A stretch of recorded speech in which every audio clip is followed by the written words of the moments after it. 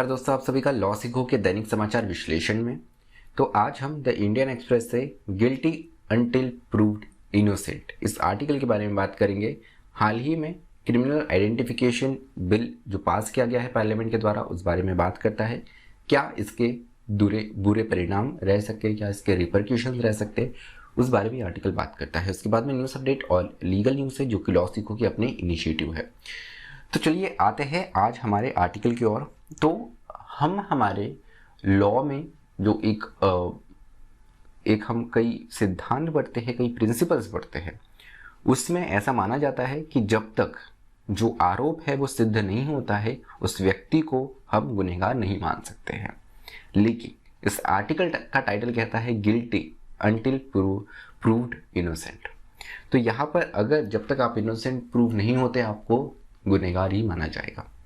ये जो आर्टिकल का टाइटल दिया गया है, ये दिया गया है the criminal procedure identification bill 2022 के ऊपर, क्योंकि इस बिल के अंतर्गत यहाँ पर हमारी अथॉरिटीज़ को, हमारी एजेंसीज को ये शक्ति मिल जाती है कि वो किसी अंडर ट्रायल या किसी कन्विक्टेड क्रिमिनल का यहाँ पर बायोलॉजिकल सैंपल्स कलेक्ट कर सकते हैं। तो इसी को यहाँ पर क्रिटिसाइज करते हुए बताया गया है ये कि कॉन्स्टिट्यूशन के द्वारा जो राइट अगेंस्ट सेल्फ इनक्रिमिनेशन दिया गया है, उसके विरुद्ध ये बिल जाता है। तो कॉन्स्टिट्यूशन का article 2320 sub clause sub article 3 ये कहता है कि कोई भी व्यक्ति, कोई भी एक्यूज्ड को उसी के केस में विटनेस नहीं बनाया जा सकता है बिना उसकी इच्छा जब तक हो तब तक। तो यहाँ पर किसी भी व्यक्ति को विटनेस नहीं बनाया जा सकता है, उसके खुद के खिलाफ यहाँ पर सबूत देने के लिए उसे मजबूर नहीं किया जा सकता है। लेकिन 2005 में सीआरपीसी में एक अमेंडमेंट आता है। इसके अंतर्गत मजिस्ट्रेट को ये पावर मिल जाती है कि वो हैंड राइटिंग सैंपल जो है वो एक्यूज्ड का ले सकता है। उसके बाद में इस प्रोविजन को और डाइल्यूट किया जाता है, निष्प्रभावी बनाया जाता है Ritesh Sinha versus state of UP case में, जहाँ पे वॉइस सैंपल्स को भी कलेक्ट किया जा सकता है एज पर द रूल। और उसके बाद में अब ये बायोलॉजिकल सैंपल्स कलेक्ट किए जाएंगे। इन बायोलॉजिकल सैंपल्स में eyes, retina scans, physical examination और दूसरे बायोलॉजिकल स्कैन्स, फोटोज, ये सारी ही चीज़ें शामिल होगी। और ये सारी ही जो चीज़ें हैं इसे हमारी लॉ इन्फोर्समेंट एजेंसीज यहाँ पर लेकर अपने पास में सुरक्षित रख सकती है। और ये केवल उन केसेस में नहीं जहाँ पर कन्विक्टेड है आरोपी, उन केसेस में भी जहाँ पर ये मामला एक्यूज्ड का अंडर ट्रायल है।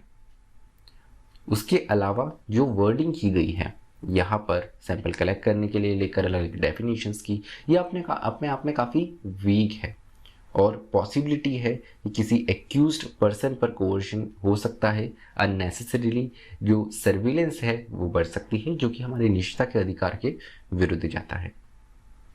उसके अलावा अगर हमारे देश में देखें तो कुछ जातियों को हैबिचुअल ऑफेंडर के रूप में टैग किया गया था औपनिवेशिक काल में। देश आज़ाद हुआ लेकिन ये टैगिंग और ये कानून वैसे के वैसे बने रहे। इसके कारण बहुत सी कम्युनिटी अभी भी ऐसी है जिन्हें पूरी की पूरी कम्युनिटी को आरोपी के रूप में देखा जाता है, हैबिचुअल ऑफेंडर के रूप में देखा जाता है। और इन्हीं कम्युनिटी का भी डेटा कलेक्ट किया जा रहा है यहाँ पर पुलिसिंग, अलग अलग पुलिसिंग कार्यक्रम के अंतर्गत, जो कि कहीं ना कहीं इन विमुक्ता जाति के इन जो VGNT है या विमुक्ता जाति के जो लोग हैं वो वापस उन्हीं ही खाई में डालता है जो कि औपनिवेशिक काल में बनी थी। और अपने आप में पार्लियामेंट के द्वारा अगर ऐसे लॉ पास किए जाते हैं तो कहीं ना कहीं ये किसी के भी फंडामेंटल राइट का एक हनन होगा, मौलिक अधिकारों का उल्लंघन होगा और उस पर एक अटैक माना जाएगा। तो इस आर्टिकल में ये कुछ संक्षिप्त बातें की गई है जो कि महत्वपूर्ण है, जो हमने इससे पहले तक डिस्कस नहीं करी थी। चलिए न्यूज़ अपडेट की ओर बढ़ते हैं। तो आज की जो पहली खबर है ये यूएस से है।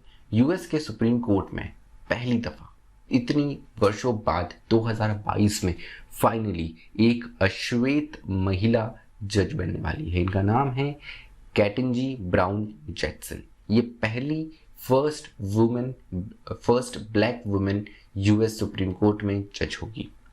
उसके बाद में जो अगली खबर है ये है मुद्रा योजना के बारे में। प्रधानमंत्री मुद्रा योजना ने अपने 7 वर्ष पूर्ण कर दिए हैं। 8 अप्रैल 2015 को इसकी शुरुआत की गई थी। इसके अंतर्गत अभी तक 10 लाख यहाँ इस स्कीम के अंतर्गत 10 लाख रुपए तक का लोन जो है वो नॉन कॉरपोरेट नॉन फार्म और स्मॉल और माइक्रो एंटरप्राइजेस जो हमारे लघु उद्योग है उनको देने की योजना ये थी, जिसके कारण स्मॉल स्केल इंडस्ट्रीज जो है इनको बढ़ावा मिले, एक एनवायरनमेंट बने जहाँ पर ये अपने आप को ग्रो कर सके और अपने उद्योग को बढ़ा पाए, जिसके चलते हुए हमारे ग्रास रूट लेवल पे हमारे छोटे नगरों में, गांवों में एम्प्लॉयमेंट अपॉर्चुनिटी, रोजगार के अवसर बढ़े। उसको देखते हुए ये योजना शुरू की गई थी, जिसको 7 वर्ष पूर्ण हो चुके हैं। अगली खबर है सुपर ऐप टाटा न्यू के बारे में। अपने आप में काफ़ी लंबे समय से ये ऐप आने की बात की जा रही थी।